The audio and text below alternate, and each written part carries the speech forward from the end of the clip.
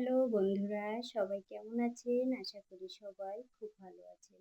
বাড়িতে এসে দেখি মায়ের উঠানে একটি গাছে এই শাকটা অনেক বেশি হয়ে আছে। দেখে আমার একটু খেতে ইচ্ছে হলো, তাই মাকে বললাম যে এই শাকটা আজকে একটু ভাজি করবে।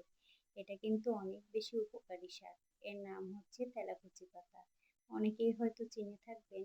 ওদিকে তো মা রান্না বসিয়ে দিয়েছে, আর এখন আমি ভাবছি একটু বসে বসে ডেও মাখা করি।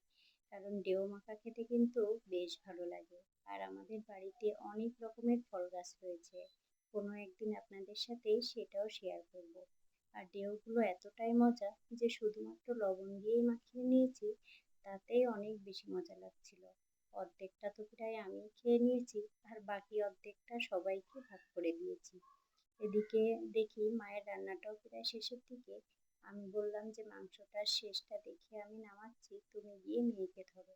আপনারা তো সবাই জানেন মাটির চুলাতে রাঁধতে আমি খুব পছন্দ করি। সেজন্য মাকে উঠিয়ে দিয়েই আমি বসে পড়েছি। এদিকে দুপুরের রান্না শেষ করে আমাদের সবার খাওয়া দাওয়া শেষ হয়ে গিয়েছে। একটু রেস্ট নিয়ে এখন মা, আমি আর মেয়ে তিনজনে বের হয়েছি একটু বেরু বেরু করার জন্য। কারণ আমার এই ছোট্ট পাখিটা এভাবে করে ঘুরতে অনেক বেশি পছন্দ করে। এই যে প্রায় সন্ধ্যা হয়ে এসেছে, এখন ভাবছি বাড়িতে ফিরে যাব। সবাই ভালো থাকবেন, টাটা।